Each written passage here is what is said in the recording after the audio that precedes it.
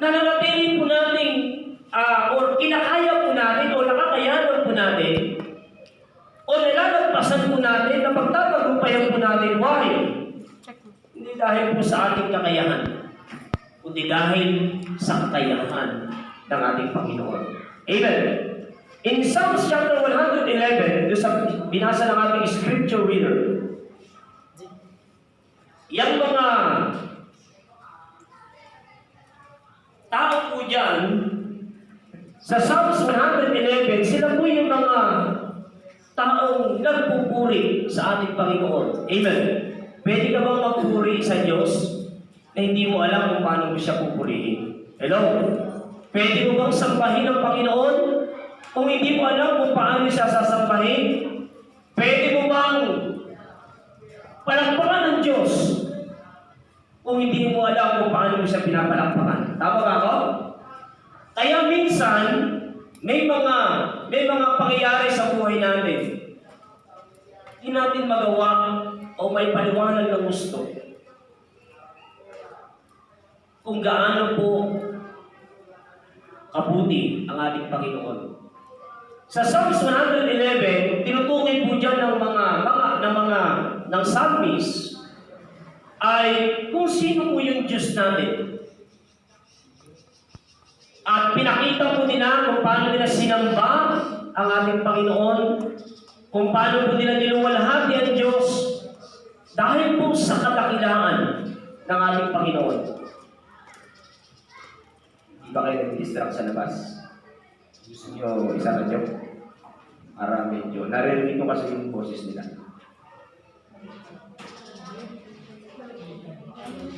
Baliktad. Magkaasawa na si Mixel, baliktad pa ito ng pinto. Napintana pa ng pinto. Yan. Medyo mahina na yung tinig sa labas. Kasi mahirap, wala tayong power. Pero kung meron tayong power, kahit sumigaw sila dyan, lalakas ako pa din ang boses ko dito. Okay, sabi ko ng verse 2, hindi ka na po mabasahin yung buong chapter ng Psalms 111. Yun ang verse 2 po yung aking babasahin para nakita po natin kung gaano pa kadakila ang mga ginawa ni Diyos. Sabi ko ng Bible, the works of the Lord are great. Sabi mo nga sa katabi mo, the works of the Lord are great. The works of the Lord are great. Studied by all who have pleasure in them. Sabi po sa New King James Version. Sa New International Version, great are the works of the Lord. They are pondered by all who delight in them. Sabi naman sa malalim na Tagalog, dakila ang mga gawa ng Panginoon na pinag-aralan ng lahat na nalulugod sa mga iyon. Imagine po natin, sabi po naman ng sumulat ng Psalm, sabi niya, yung gawa ng Diyos ay dakila. Paano po nila nalaman? Kasi sabi ng Bible na pinag-aralan ng lahat. Dapat, sa pag-aaral po natin ng salita ng Diyos, dito po natin nakikita kung gaano kadakila ang Panginoon. Amen. At doon po tayo nalulugod. Doon po tayo nagiging masaya. Doon po tayo natutuwa sa mga ginagawa ng Diyos. Amen. Kasi sinasaliksik natin, pinag-aaralan po natin, para makita po natin kung gaano ba kadakila lahat ng mga gawa ng ating Panginoon. Amen. Hindi natin pwedeng sabihin lang na dakila ang Diyos kung hindi po tayo nagsasaliksik. Tama ba ako? Example po natin. Hindi malalaman ng mga scientists, especially ngayon, di ba? Pinag-aaralan po nila yung vaccine ng COVID-19. Tama? Hindi malalaman kung ganun kagaling yung kanilang vaccine kung hindi po nila sasaliksikin mabuti. Tama? Naunawaan niyo mga kapatid. Kaya pagka sinimulan na po ang vaccine ng Chinese, huwag po kayo magpapavaksin. Kasi may napanood ako sa video, no, siya ay in-injection na ng vaccine ng Chinese, ng China. Noong una okay eh. Pinaliliwanag niya, ang ganda ng vaccine. Sabi niya, very effective. After few minutes, sabi niya, shung, shin, shang, shin. Ako nag-check na. Delikado pala. Hindi, joke lang ko yun. No? Yung video na yan, pag na napanood ko. In example ko kanina, sinasaliksik nila maigi kung ano ba ang pinakamabisang vaccine. Pinag-aralan, gumamit sila ng mga iba't ibang klase ng siyensya, gumamit po sila ng sabihin po natin mga iba't ibang bagay para saliksikin ano bang tamang vaccine para dito sa COVID-19. Ganon din po sa atin, mga kapatid. Amen. Mahalagang sinasaliksik natin mabuti, pinag-aaralan natin mabuti. Yung ating Diyos, kung gaano ba siya kadakila. Amen. Sa lahat ng kanyang mga ginagawa, sa lahat ng kanyang mga gawa, sa lahat ng kanyang mga pagkilos, sa lahat ng mga pinapakita niya sa buhay po natin. Amen. And I believe, the more na natutuklasan po natin kung gaano kadakila ang Diyos, the more na mas lalo tayo naging aktibo sa ating pong pagtitiwala at pananampalataya sa ating Panginoon. Amen. Kaya ang isang Kristiyano na batid niya o alam niya ang kadakilaan ng Diyos, ang tawag po sa Kristiyano na yan ay siya po isang taong masipag, masikap, na pinag-aaralan ang pagkilos at galaw ng ating Panginoon. Amen. Kaya hindi po pwede hindi tayo magbasa ng Bible. Sabi mo nga sa katabi mo, magbasa tayo ng Bible. Yan, napansin nyo, tama yung sabi ng mga narinig ko eh, mas daig ng may alam sa taong walang alam. Tama? Mas daig. Importante, hindi po pwede na nasabihin, sabi-sabi lang ng tao na ganito ang Diyos. Para mapatunayan po natin yung katotohanan kung gaano kadakila ang ating Panginoon, kailangan po natin magsaliksik ng salita ng Diyos. Amen. Hindi po tayo maliligaw, bagkos lalo po tayong may enlightened. Amen. Sabi mo nga sa katabi mo, may enlightened. May enlightened. Tama yung ginagawa po natin every Sunday, every day, every devotion na wino-worship po natin the Lord because how great is our God. Amen. Amen. Tama po yung ginagawa natin.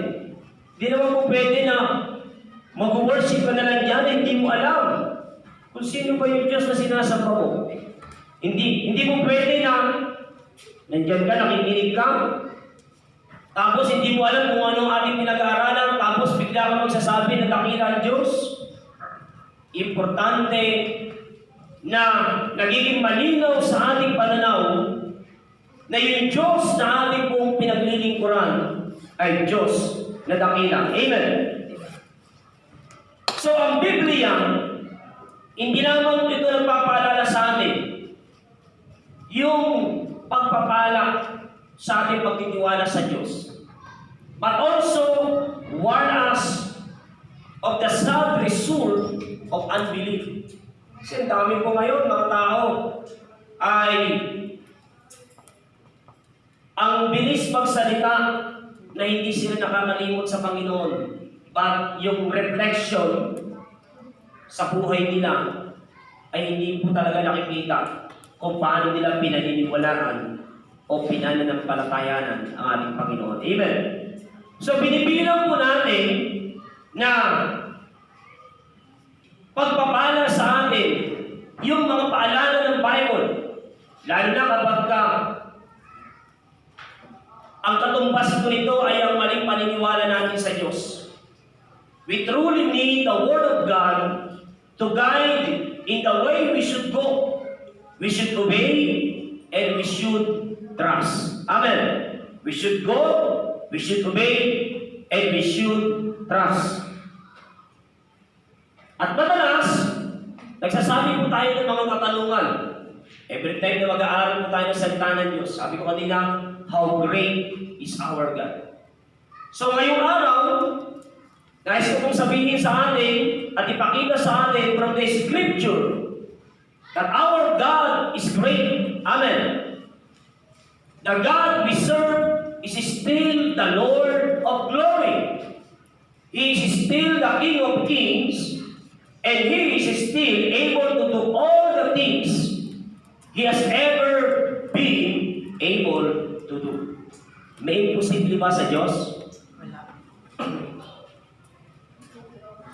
Basta naniniwala ka, tagos sa ating pong kaibuturan, tagos sa ating mga motibo, tagos sa ating mga malinis na hangarin, ang ating paniniwala sa Diyos natin ay laging walang imposible. God is still all-powerful. Sabi mo nga sa katabi mo, all-powerful. Alam nyo, kahit may pandemic, hindi po maapektuhan ang pagiging makapangyarihan ng ating Diyos. Amen? Maaaring may mga bansa na tinatawag nilang powerful. Pero nung dumating yung pandemic, nakita nyo kung paano sila natibag, kung paano sila natinag. But our God, in spite of this situation, hindi po kayang tibagin ang kapangyarihan ng ating Diyos. Amen? So, hindi lamang natin pwede sabihin na ang Diyos natin ay makapangyarihan because our God is omniscient. He is all-powerful and He shall remain so until the end of unending eternity. Walang hanggang katapusan. Ang Diyos natin ay nananatili hanggang sa walang hanggang katapusan. Amen. Kaya alam nyo, church, pag ganito may pandemic, dapat kinakalma po natin sarili natin. Amen. Dito po natin gustong mas maramdaman yung galing at kakayahan ng ating Panginoon sa buhay natin. Amen? Tignan niyo si Pedro. Si Pedro, may pagkakataon sana siyang maranasan yung kapangyarihan ni Jesus. Tama? Nung sinabi niya, nung si Jesus ay naglalakad sa tubig, natakot po sila, kala ko nila multo si Jesus. And then, nung nalaman ni Peter na si Jesus pala yun, sabi niya, ako ito. Sabi po ni Peter, kung talagang kayo yan, ay paparayan ninyo. Tama? Alam niyo, nakahambang na siya.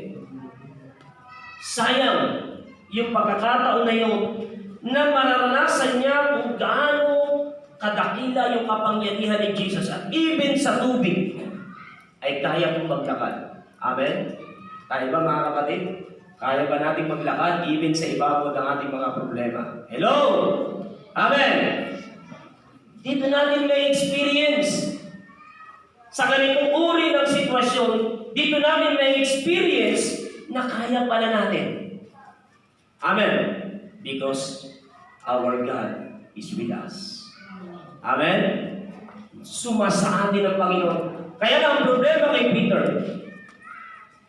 nung nawala yung focus niya kay Jesus, kita niyo yung hangin paparating.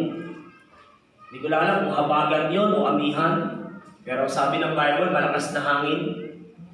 Nung nawala yung focus kay Jesus, nakita doon sa hangin, doon nagsimulang lumubo si Jesus.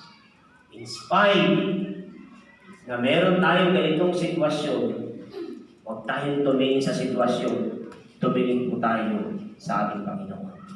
Amen! Doon tayo laging tumingin. Doon natin makikita. Ngayon, nalulungkot ako, may mga Christian ay lagi ang laman ng isip ay takot. Lagi ang laman ng isip ay di mo na nakikita ang virus. Natural, Makikita mo lang ang virus pag meron, ano ba tawag doon, yung pansilip? Microscope. Tama ba ako? Kasi doon sa microscope, kahit yung maliit na kuko, o yung ano tawag doon sa, yung lisa. Tama ba ako? Lisa ba? Pag tinignan mo yan sa microscope, ang laki yan. Tama? Yung ano nga ng aso, ano tawag doon sa garabato ng aso?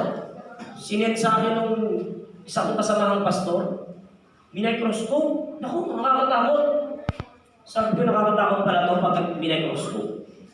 Sometimes kasi tayo, parang tayo naka-microscope eh. Oo, hindi natin nakikita ang virus. Huwag mo nang i-microscope para hindi ka na matakot. Tama? Sabi mo nga sa katabi mo, huwag mo na i-microscope. Isa kasi, mas nakikita natin yung laki ng virus kaysa yung laki ng Diyos eh. Tama? Mas nakikita natin yung datos ng DOH kaysa yung datos na ginagawa ng Diyos sa buhay natin. Tama ba mo? Ay, tignan mo ninyo. Ako, pag may nag-chat sa akin, Pastor, ay, pag-pray nyo naman ako, parang may COVID yata ako. Buti ikaw, alam mo na kagad, kahit di ka pa nagpapacheck up. Kasi, ang symptoms ng COVID, sabi nila, may sore throat, may lagnat, diba? May ubo, may sipon. Natural lang po sa tao yan. Basta ako, napupunan ko sa aking dinuno. Eric, pag may sakit ka, pag nilalagnat ka, huwag kang higa ng higa. Tumayo ka, kumilos ka, galaw-galaw ka, para hindi ka pumanaw. Di ba? Galaw-galaw, para hindi pumanaw. Eh sabi ko natural, hindi ka sa ating mga Pilipino masisipag kahit may sakit, nakita yung nagtatrabaho po sila. Amen? Eh ngayon sabi, pag may sipon ka, may lagnat ka, may COVID ka. Sabi ko, Lord, napakagaling. Napakagaling nila. Pero mas magaling ka kaysa sa kanila. Amen!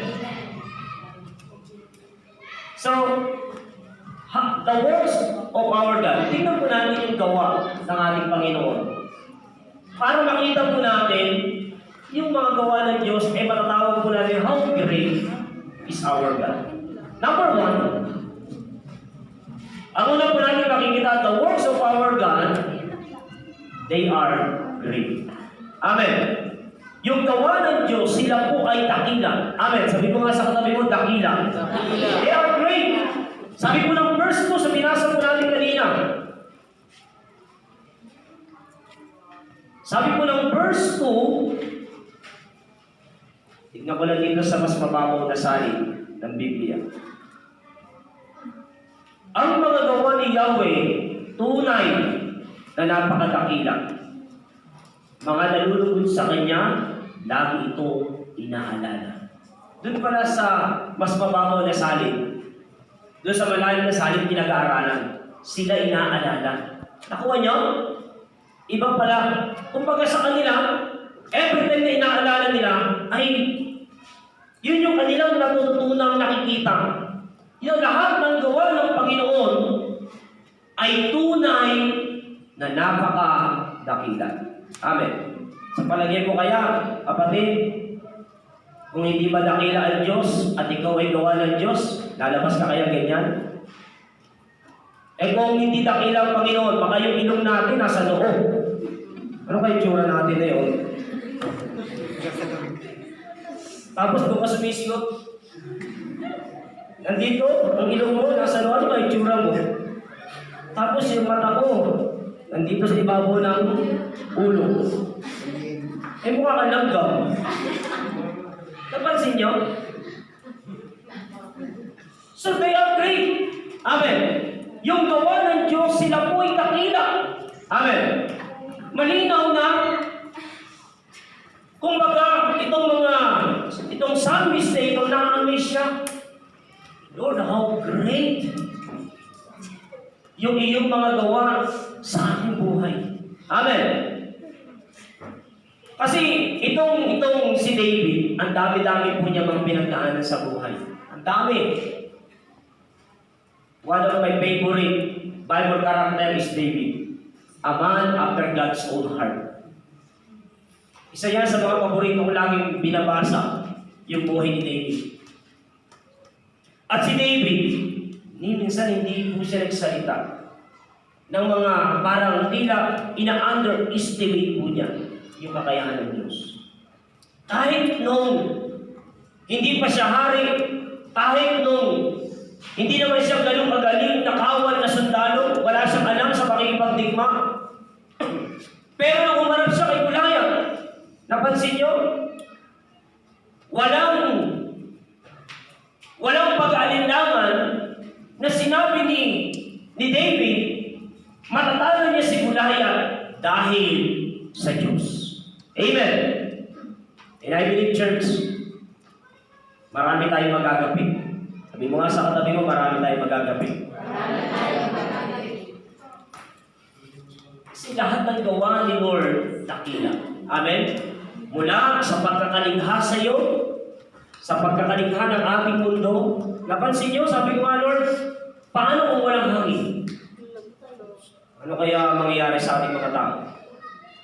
Di ba sa Mars, ay tinutuklasan pa nila kung pwede bang maging isa ring Earth itong Mars para tumira-tirahan ng tao? Sabi po ng mga ilang mga napapakinggan ko na naman sa balita, mahirap tumubo doon yung mga halaman. Eh ngayon, mga tao, pandala sa pagtatalim ng halaman, pandala sa pagpunta ng mundo, dahil kahit daw 2,500 daw ang bibilihin. Grabe. Napansin niyo ang Panginoon, sabi ko nga, Lord, napaka-great ng gawa ng Diyos. Amen. Para bang, ang mapapansin mo dito sa mundo natin, parang recycle lang siya. Tama? Parang recycle. Ang tao galing sa lupa, babalik sa lupa. Tama? Ibig lahat mo ng mga niligha po niya, babalik lahat sa wala. Tignan po niyo, kahit naman yung mga halaman yan, di ba? Pag nabulok siya, magiging lupa din yan. Pag sinama na po natin sila sa lupa. So they are great. Yung gawa ng Panginoon ay napaka-dakila o tunay na dakila. Kaya itong verse na ito, the psalmist is still in an attitude of praise as he considers all the mighty works of our God. He reveals they are great. Sabi po ng psalmist, the work of the Lord are great. Sought out of all them that have pleasure therein, that seems such insignificant description of the work of our God, but our language simply cannot express the wonder and greatness of all He is. Di ba tayo, isa sa mga sinasabi natin, di natin may pahid na simple, yung kadakilangan ng ating Panginoon, yung kabutihan po ng Diyos. So have you tried to comprehend the greatness of our God lately? Have you tried? Subukan naman natin, mga kapatid. I-comprehend yung greatness ng ating Panginoon. Alam nyo, dapat nga araw-araw ay inaalala natin. Amen. Binubulay-bulay natin lagi. Pinag-aaralan natin lagi sa ating mga isip. Ako, pag ako po ay nakakapunta ng isang lugar, nung nakaraan ay pumunta kami ng anak kong bunso sa Puso-Puso. Matagal ako hindi nakapunta, simula nang pumutok ang bulgan. Ang alam ko kasi, Puso-Puso napakaganda noon. Nung pagbaba namin, mula dun sa, wala na yata.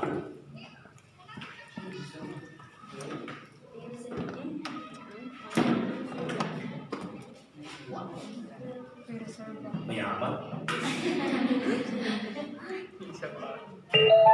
Yun, tulog.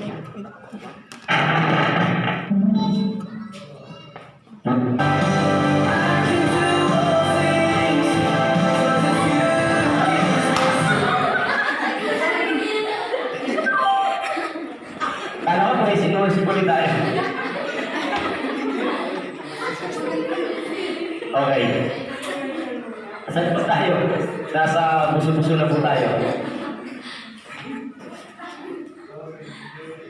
Tinignan ko ulit yung bulkan. Sabi ko, Lord, kahit siya ay nabuti, ang ganda pa rin.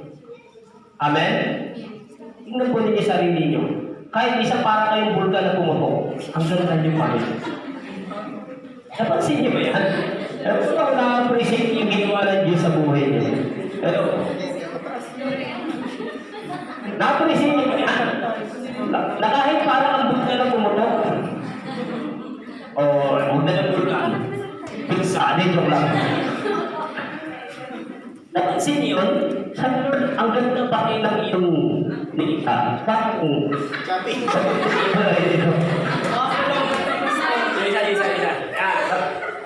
Yan, maganda-ganda yan. Yung kitchen. Parang, naisip ko na ito, bakit di mabili?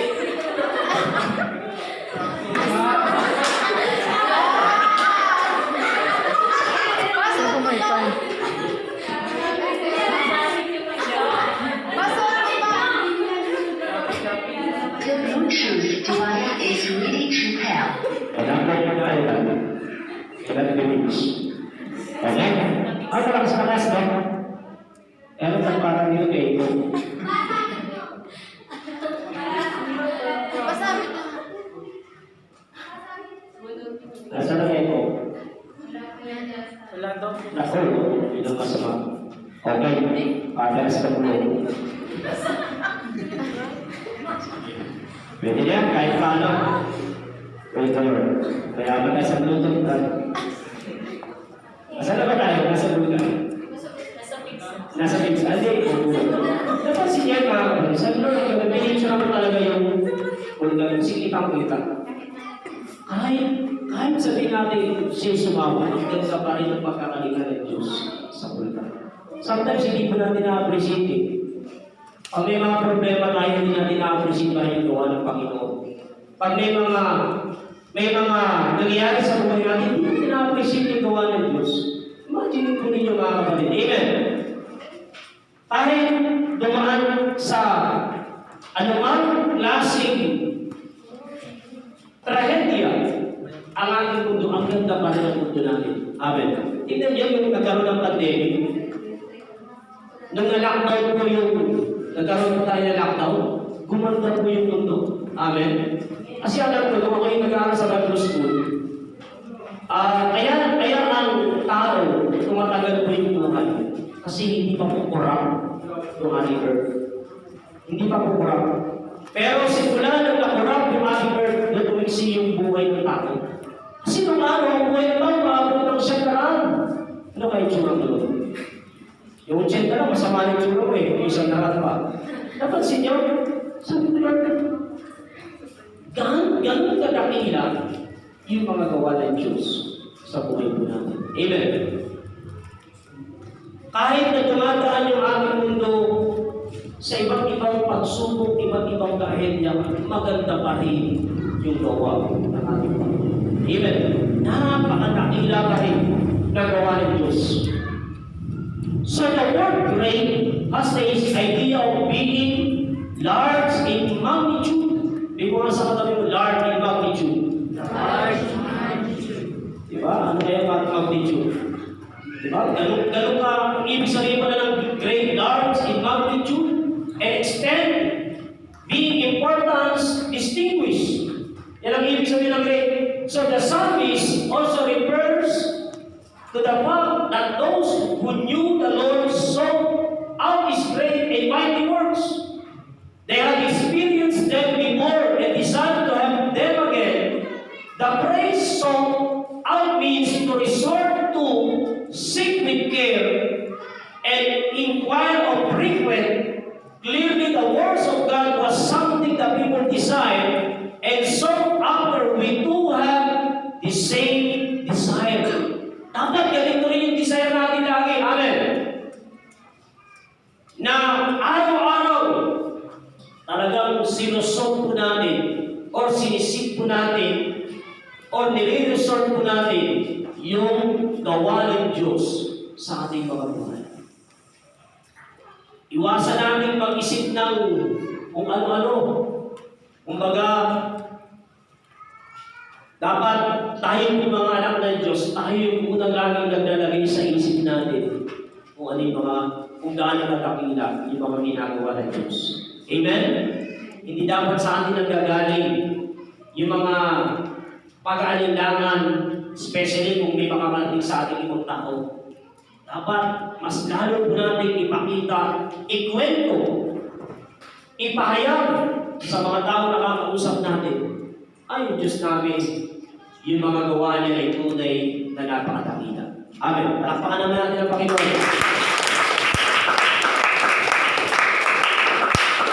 Kaya kahit parang pulgang pumutok, di ba? Hindi pa rin nagbabago yung itsura po natin. Ay, ang dami na natin pinagdaanan sa buhay, hindi pa rin nagbabago yung mga ginagawa ng Diyos sa ating mga buhay. So, of course, they are great. Number 2, they are glorious. Hindi mo nasa katabi mo, glorious. Glorious. Kanina, ganyan yung tsura mo. Ngayon, glorious naman. Isipin mo na yan. Yung gawa ng Panginoon, glorious. Di ba? Napansin nyo? Kaya pagka nanalamin ka, gagano ka sa salamin. Glorious. Di ba? Kaya lang, pagka natakot ka, nervous. Sabi mo, di nervous ka? So, they are glorious. Sabi ng verse 3, lahat niyang gawa'y dakila at wagas, katwiran niya hindi magwawakas. Sa ibang salin ay ginamit mo yung salitang honorable and glorious.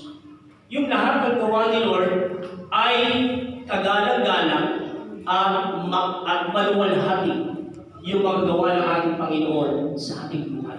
Amen. So His work is honorable and glorious, and His righteousness endured forever. Sabi mo nga sa katabi mo, endured forever. Endured forever. The psalmist speak of the glory of the Lord. Amen. Kaya nga, di ba? Pag every time na nag-worship po tayo kay Lord, lagi natin sinasabi, you are glory to God, you are glorious. Amen. Sinasabi kasi natin, at hindi tayo dapat doon nagsisinungaling. Amen.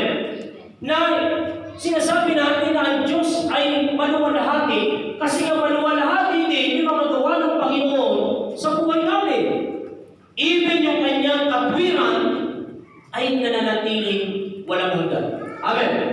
So, psalmist speak of the glory of the Lord as He performs His marvelous works. They are honorable and glorious. This is speak of their splendor and majesty. Yung may kanta tayo yan? Ano bang kanta yun? How great is our God ba yun? Splendor of the King. Wow, great is our God. Sabi niyo hindi. Pinalokan niyo ako ang music team. Splendor and majesty. He is the only true and living God. Nag-iisa lamang po siya. Amen. Na totoong buhay ng Diyos. He never changes. He is the same yesterday, today, and forever. There are none who rival His glory or His splendor. He alone is God. Sabi ko nga sa katabi mo, He alone is God. He alone is God.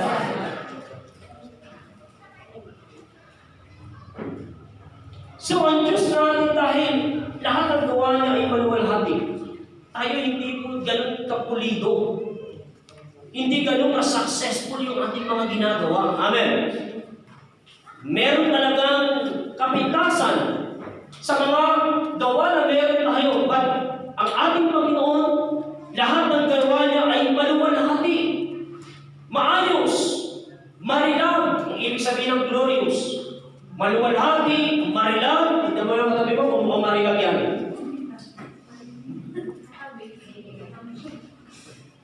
Hindi mo marilag, madalag. So, marilag, amen. Kaya tayo mga kapatid, kahit even sa ating mga paglapit sa Lord, may mga pagkakataon na ang Diyos ay minsan nagsasabi sa atin ng hindi.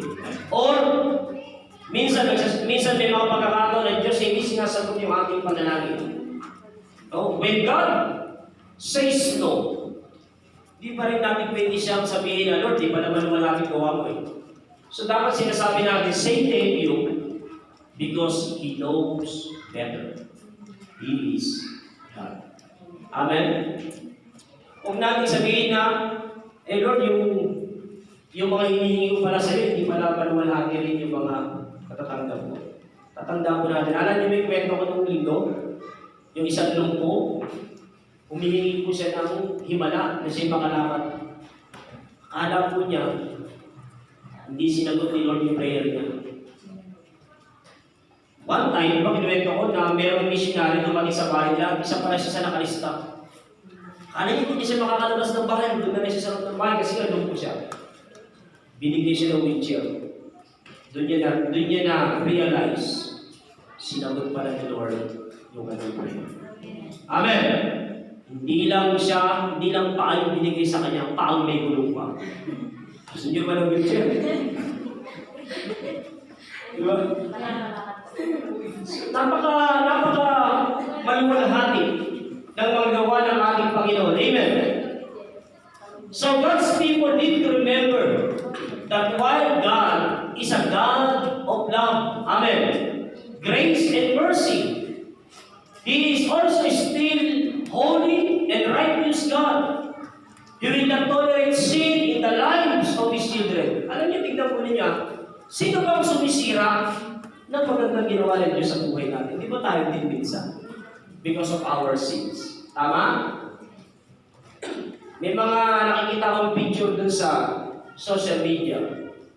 Yung unang itsura ng isang lalaki, nung panahon na siya po ay drug addict pa, sama ng itsura niya, gamit ako, may mga, pati pala mukha, pwede tatuan. Hindi ba tatu yan, Jero? Joke lang. Pati pala mukha, may pwede tatuan. Tapos, naging pa yung itsura niya, pero na nakilala niya ang Panginoon. Gumalang na uli yung itsura niya. Napansin niyo? Hindi pala namin pwedeng sabihin, Lord, ang pangit ko naman. Sipin po ninyo, dami-dami nyo ang ginagamit na pang-beauty, di ba? Parang wala kang pakikuwala sa gawa ng Panginoon. Parang hindi maluwalhati yung gawa ng Diyos sa buhay natin, sa itsura natin, sa mga nangyayari sa buhay natin. Parang tingin natin hindi po maluwalhati yung gawa ng Panginoon. May mga pagkakataon na sometimes ay hindi tayo kumbinsido. Pero lagi po natin natandaan, ang talagang sumisira ng maluwalhating gawa ng Diyos sa buhay natin, wala iba kundi ang kasalanan. Amen? Sabi nga, ang sin, dinideform po niya tayo. Tama? But, ang ating Panginoong Isus ay tinatransform niya po tayo. Amen? Hindi mo nga sa katabi mo, transform. Transform. Kaya kahit anong pagkakamali natin ibinabalik pa rin tayo ng Panginoon doon sa maluwalhating gawa niya sa buhay natin. Di pa rin siya papayag na yung kanyang gawa ay sirain lamang basta ng mga sabihin natin mga kasalanan dito sa sanlibutan. Nakita niyo, sabi ko nga, Lord, minsan ng tao, napansin ko yan, may mga Krisyano na umaalis sa church, bumabalik sa dating buhay, nagdideform muli yung mukha nila, nawawala yung glory ng Panginoon. Amen. O, tignan mo yung katabi mo, di ba? May glory yan. At hindi ka maganda, hindi ka pogi. Pero bakit ang lakas ng, ano ba tawag doon? Charisma. Saan ka makakita ng ganyang itsura? Diba? Kasi glorious Amen? Glorious. Maluwalhati yung gawa ng Panginoon sa buhay natin. Kaya alam niyo mga kapatid, layo tayo dun sa mga nagdideform. Amen? Yung mga nagdideform ng buhay natin. Tama? Sometimes, ang dami natin reklamo, dami natin daing sa Diyos. Pero tayo naman din ang gumagawa ng formula para masabi natin yung mga reklamo natin at makatayin natin sa buhay. Tama? Pero ang totoo, ang gawa ni Lord ay perfect. Amen? Marinag ang gawa ng ating Panginoon sa ating mga buhay. So think of times, sipin po natin yung mga panahon, He has delivered you. When He saved you, in the times He moved the mountains in your life, remember His power. Ito po na, alalahanin po natin yung kanyang kapangyarihan. And all that He has done, lahat ng kanyang ginawa, let His past works remind you that He is able, no matter what you face in life. Kung tutusin nga, ay hindi tayo dapat mismo ang nag-aalinlangan sa pagkakagawa ng Diyos sa atin. Amen. Kung tutusin nga, tayo pa yung dapat higit na mabilis na inaalala ng ating Panginoon ay patuloy siyang meron kakayahan. No matter what you face in life, God is able and He will come through for you every time. Let the past be reminder and learn to trust Him no matter what. Amen. Alisin natin, ako madalas pag may mga nakakausap akong tao, parang hindi niya na-appreciate yung ginagawa ng Panginoon. Wala lang pera, ay reklamo na. Ang dami reklamo, sabi, hindi na umusap tao na reklamo. Sabi ko, ano kaya dapat gawin para hindi ka magreklamo? Let us appreciate. Amen. The glorious work of the Lord. Amen? Appreciate natin lagi para maalis sa atin yung ating pagiging reclamites. Di ba? Lagi natin magreklamo sa Panginoon.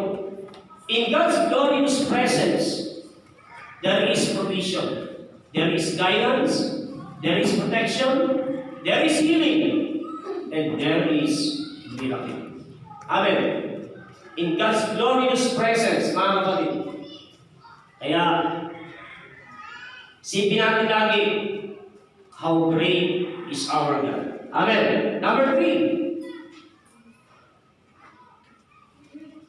Pangatlong gawang dakila ng Panginoon, they are gracious. Di mo nga sa katabi mo, gracious. Ano nyo bang ibig sabihin ng grace? Ang ibig sabihin ng grace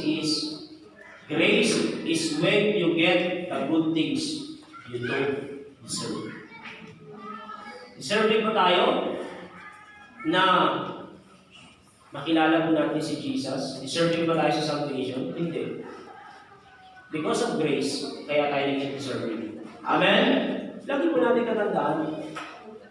Kaya nga walang sino mang pwedeng magpalaki sa Panginoon na kaya po niyang iligtas yung kanyang sarili. Hello? Walang sino mang pwedeng magpalaki na dahil sa paggawa natin ng mabuti, tayo pinaliligtas. Alam niyo ba, dahil po sa gawa ng kahabagan ng Panginoon. Amen. Sabi mo ng verse 4, hindi maalis sa ating gunita, si Yahweh ay mabuti, mahabaging lubha. Hindi mo nga sa katabi mo, mahabaging. Mahabaging. So grace is when you get the good things you don't deserve. Tingnan po ninyo minsan, kahit nagkakamali tayo, pag humingi tayo ng awa sa Panginoon, di ba nagiging dapat po tayo sa Kanya? Amen? Dami natin kasalanan. Dami natin pagkukulang. Yung mga music team natin, dami kasalanan yan. Ako bilang pastor, dami ko rin kasalanan. Kayo nandiyan, dami nyo rin kasalanan. Tama? Pero bakit deserving tayo sa good things na ginawa ng Panginoon? Because of His grace. Amen. Dahil sa pagiging mahabagin ng Panginoon, He have made His wonderful works to be remembered. The Lord is gracious and full of compassion. Naalala niyo ba nung nakita ni Jesus? Yung mga tao, ang dami. At sabi niya, parang mga tupang walang nagpapastol. Sabi niya, sila yung mga naliligaw. Sabi ng Bible. Kaya sabi niya, the harvest is truly plentiful, but the laborers are few. Nakita ng Panginoon, kahawa-hawa ang tao. Kahabag-habag ang tao na walang nagpapastol ng kanilang buhay. Amen. Kaya mapalad po tayo. Meron po nagpapastol sa atin. Amen. Bukod sa meron tayo ni Jesus, meron din tayong pastor na nagpapastol sa atin. Palakpakan naman natin ang Panginoon. Kaya ang trabaho ng pastor, magpastor lang correct. Itama ang lahat ng mga pagkukulang natin minsan sa ating Panginoon. So the words of the Lord had been brought into remembrance by the psalmist. He had pondered the words of God, and his mind was taken to the wondrous work of the past that God had done for him. God had been gracious and compassionate. Kagabi, pinanonood ko yung online ni Brother Nico na yung sinabi ni Jesus na hindi niya pinawawalang visa yung kautusan. Kasi siya ngayon gumalang na ng kautusan. Amen. Kasi yung law of Moses ng panahon na yun, talagang hirap makapasa. Hindi ka makakapasa sa law of Moses.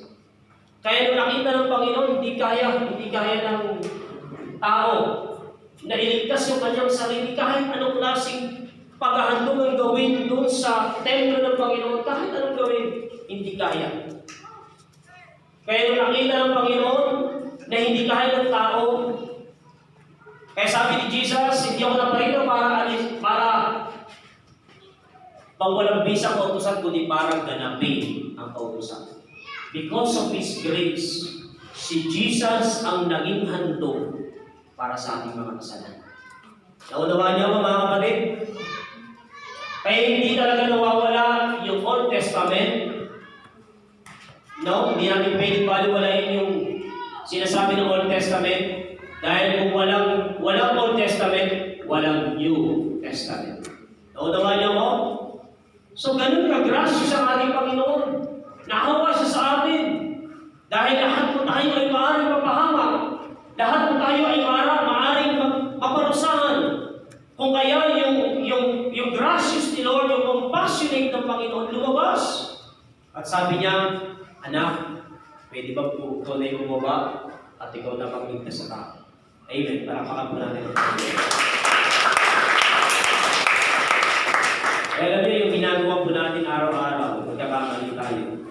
At araw-araw, humingi tayo ng tawad sa Diyos. The more na lumalaki yung kasalanan natin, the more na mas lumalaki yung grasya ng Diyos sa buhay natin. Amen? Hindi natin pwede sabihin sa tao na hindi ang kayang makawari ng Diyos. Hindi natin pwede sabihin sa tao na ay, sobrang makasalanan yan. Dapat yung tamaan na ng kita. Hindi natin pwede sabihin. Dahil ang habag ng Panginoon, mas mataas kaysa sa kasalanan ng tao na kanilang nagagawa. Amen? Kasi kung hindi gracious si Lord, matagal na po tayo napahamak. Amen? Matagal na po tayo pinabayaan sa ating mga ginagawang mali. So, makikita po natin yan ay we too can look back over our lives. No? Titignan po natin, babalikan po natin yung ating buhay. And remember the times when our God has shown Himself mighty and gracious in our lives. He is a God that is filled with compassion toward those who are undeserving. Mga undeserving po tayo. Amen. Ang totoo, kung ililista po natin yung kasalanan natin, kulang po ang isang buong notebook. Kulang. Kasi hanggang ngayon nagkakamali pa rin tayo. Amen. Pero sabi ko nga kanina, kahit ganun pa kahit ganun kahaba yung habag ng Diyos, huwag naman natin samantalahin. Amen? Magkaiba kasi meron kasing ibang aral, yung tinatawag natin extreme grace movement. Na isang beses lang doon tayo dapat humingi ng tawad sa Diyos. Kasi pinatawad na raw tayo ng Diyos. Iba paano yung araw-araw natin nagagawa mali? Di ba natin hihingi ng tawad sa Diyos? The more na nagkakamali ka araw-araw, the more na humingi ka ng tawad sa Diyos, at the more na humingi ka ng tawad sa Diyos, the more na lalo kang pinakahabagan ng ating Panginoon. Amen! Kahit hindi po tayo undeserving, mga kapatid, as you think of that, is this not one of the most profound and endearing attributes of our God? Where would any of us be where is not for His great mercy and grace? Where would we had the Lord not show compassion toward us? Hirap kaya ito, mga kapatid. Di ba? Di mo maranasan yung habag ng Panginoon, di mo maranasan yung compassion ni Lord sa atin. Mahirap yun. Lalo po tayong mapapahamak sa ating mga pagkakamali. Kahit minsan tayo po ay tumatalikod na, di ba? Na-experience niyo ba yan? Kamisa na kayo nag-backslide ni Lord. Ako, pagdating ko ng 13 years old, hindi na po maayos yung aking spiritual life. Bumalik na lang ako sa church. Mag-asawa na kami ni sister. Hindi talaga ganun ka, sabihin natin, kalabo o kalalim yung aking paglilingkod kay Lord. Kapalik-balik ako sa dati kong buhay.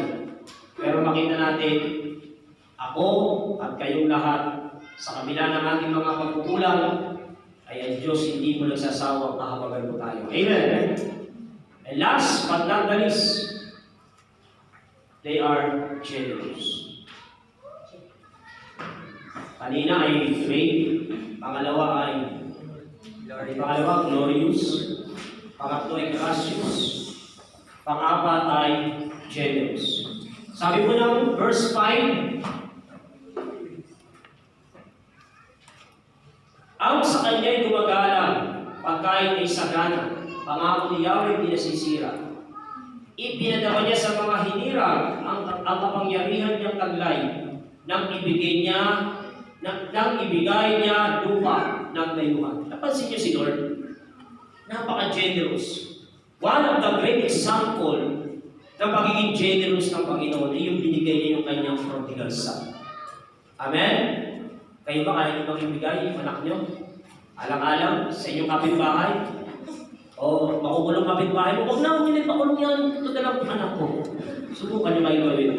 Ay, hindi na lang ang tatay. Ito talang ingay naman. Joke lang.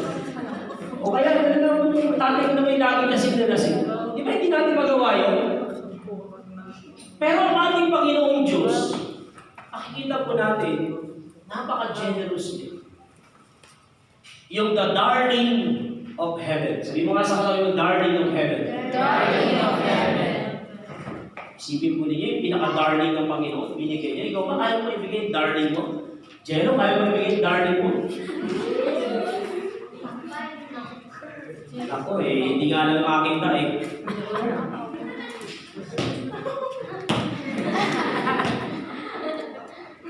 Di ba? Pag-isip pa na sa umaga, hello! Hindi marinig ka kanya, darling. Ikaw ba, bilis? Kaya ba ibigay darling mo? Sige po. Oo. Napansin niyo? Napansin niyo kung gaano ka-generous ang ating Panginoon. Amen?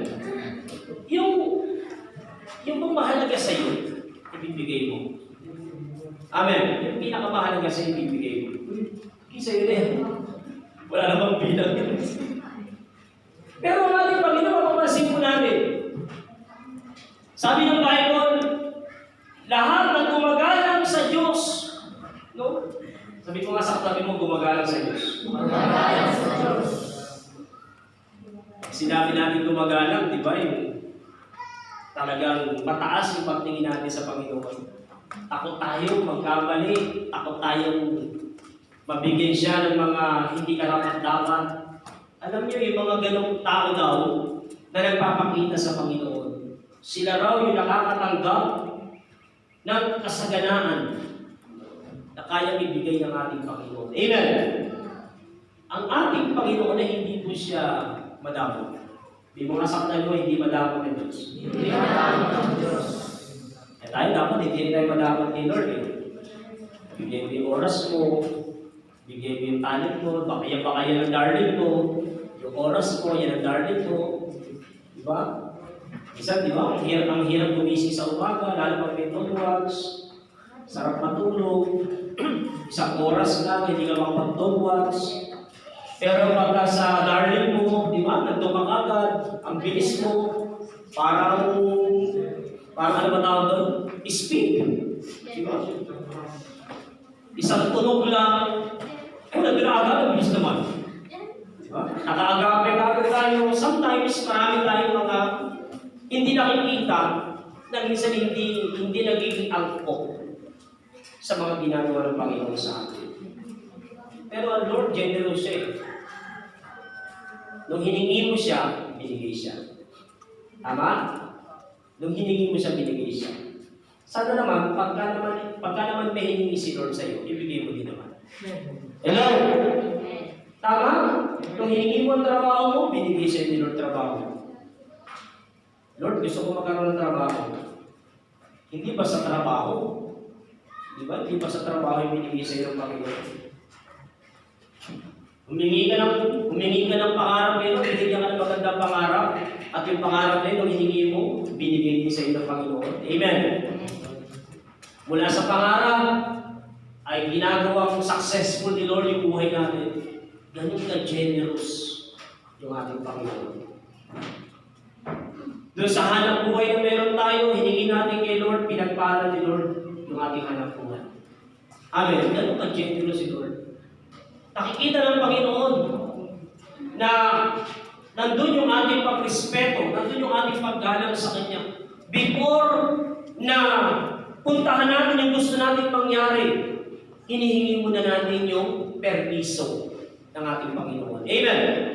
Ganun eh. Kaya tayo mga kapatid, bago mo simulan ng isang bagay, dapat matutukan mo na magbigay ng respeto sa Diyos. Amen. Ipasakop mo,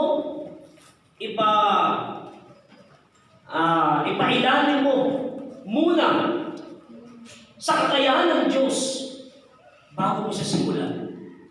Kaya Lord, pagka ganun tayo, pag ganun yung ating pagtingin sa ating Panginoon, katulad nito sinasabi ng Biblia, sa Kanya gumagalang, pagkain ay sagana. Hindi mo nga sa katabi mo, pagkain ay sagana.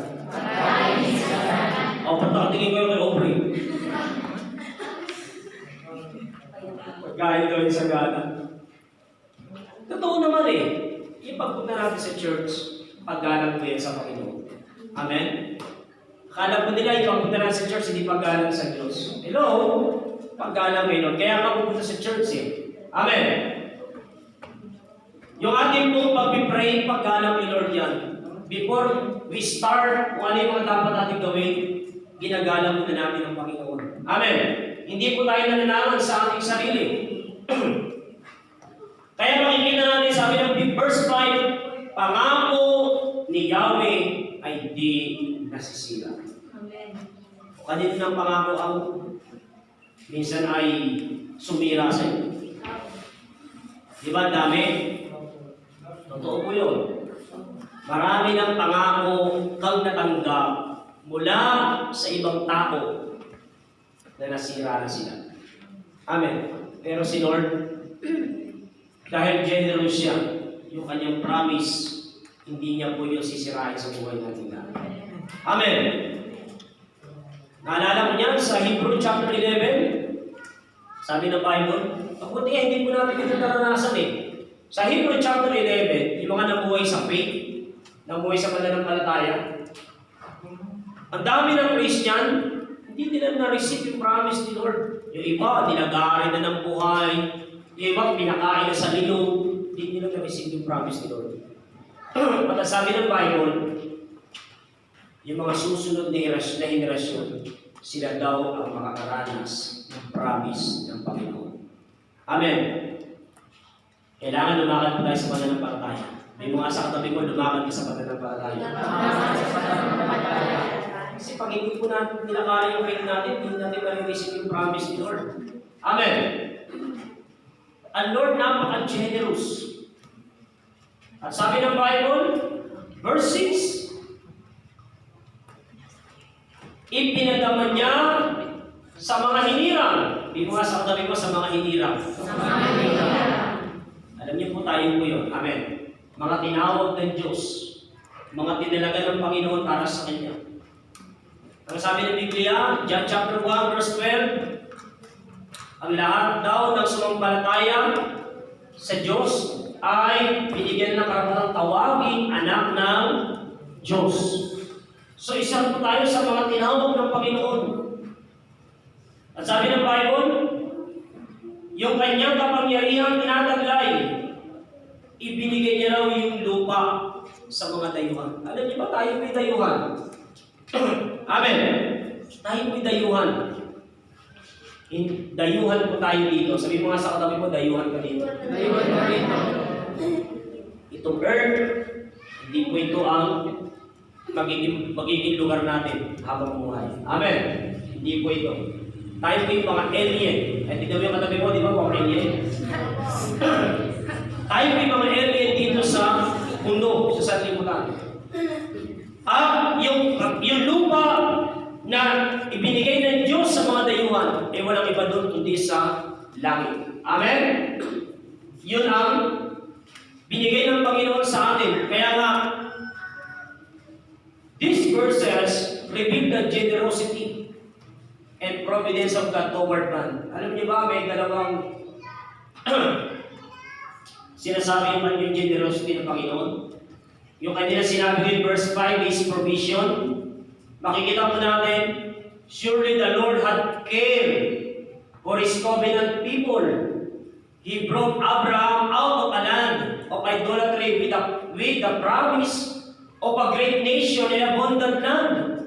Yun yung sinasabi ng promised land, yung lugar ng Kanaan.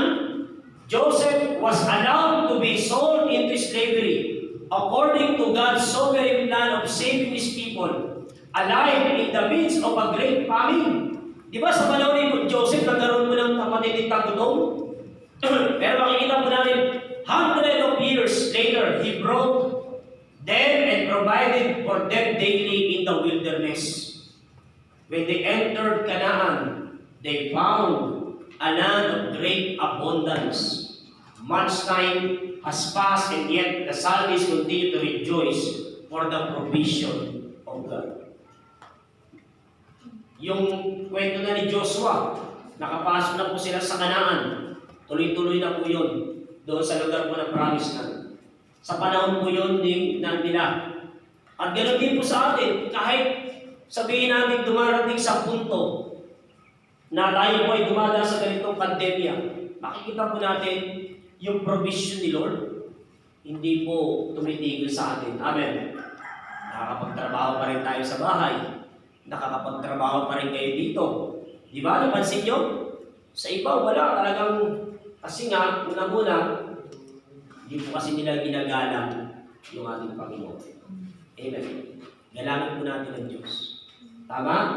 Kung gusto po natin maranasan yung pagiging generosity ng Panginoon, sa mga provision niya sa araw-araw, mga kapatid, respetuhin po natin si Lord.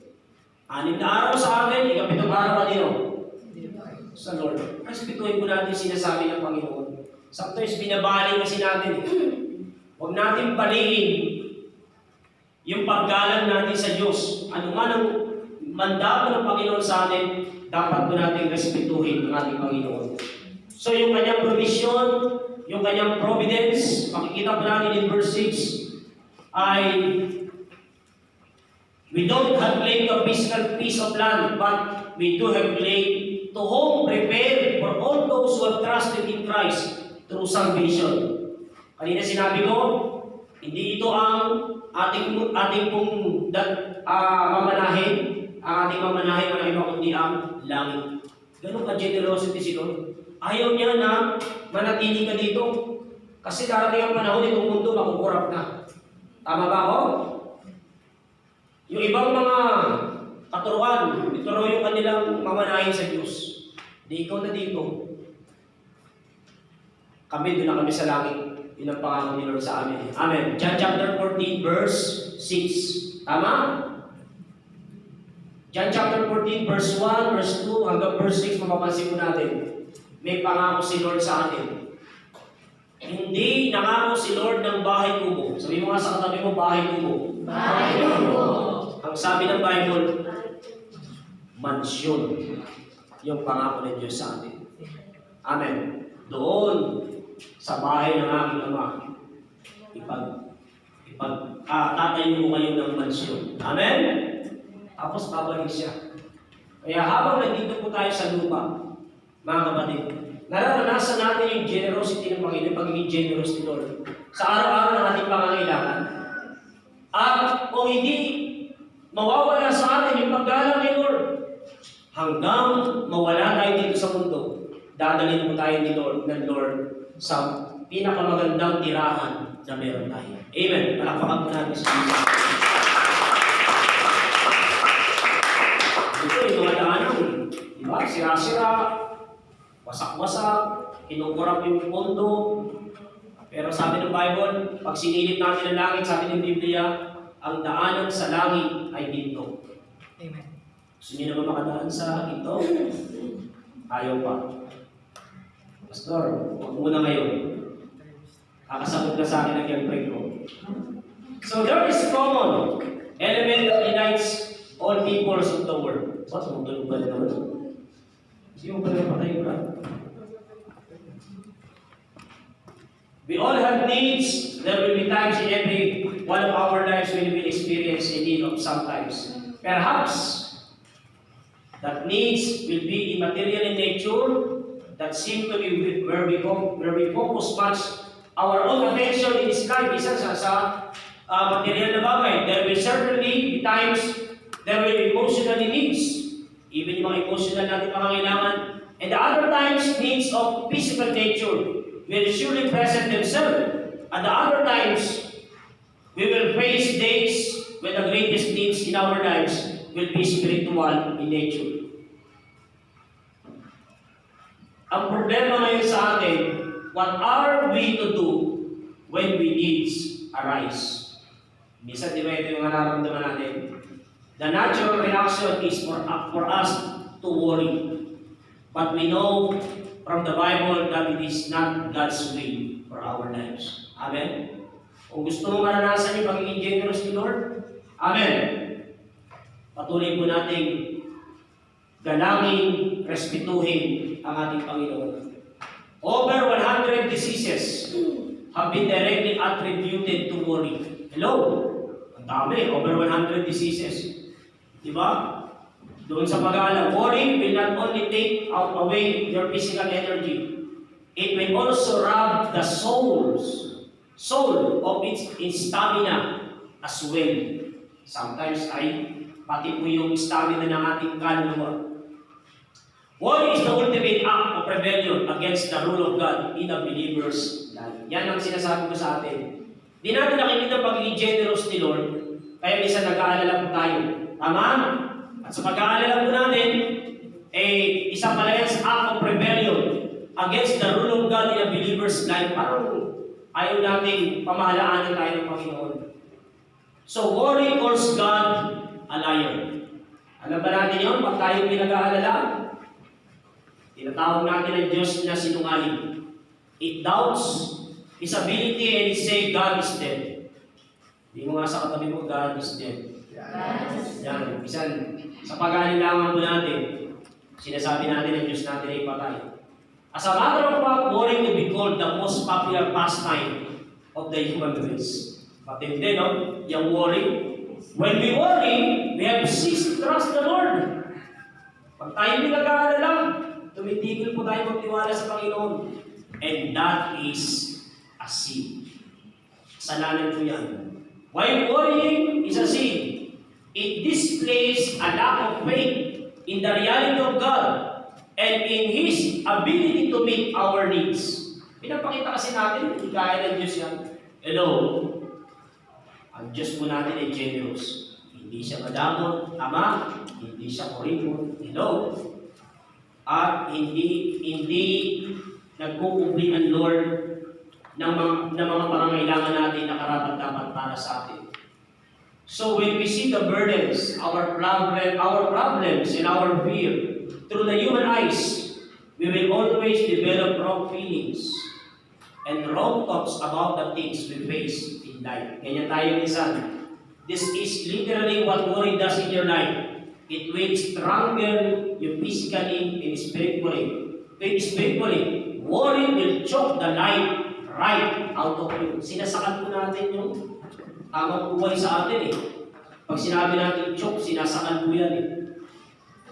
So you have to believe that God is in control. That means there is no need to be stressed out and worry. Amen. Naniniwala po tayo sa Panginoon. Amen. Naniniwala po tayo sa Diyos. Amen. Naniniwala po tayo sa Diyos.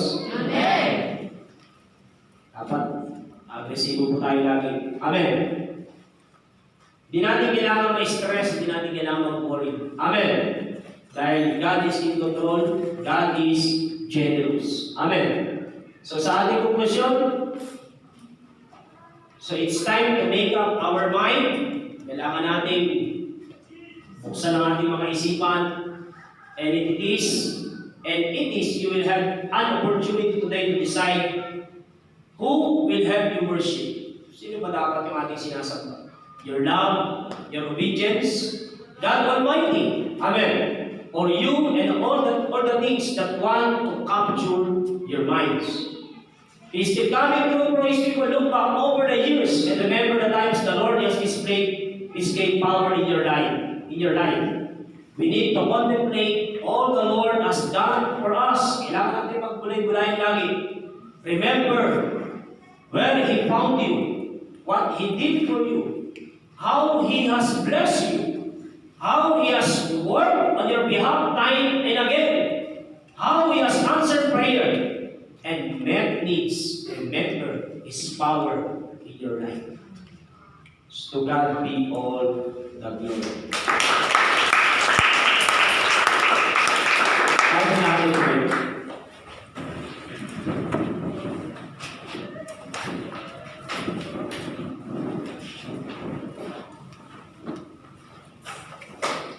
Mga kapatid, how great is our God? Gusto ko po kayo tanongin.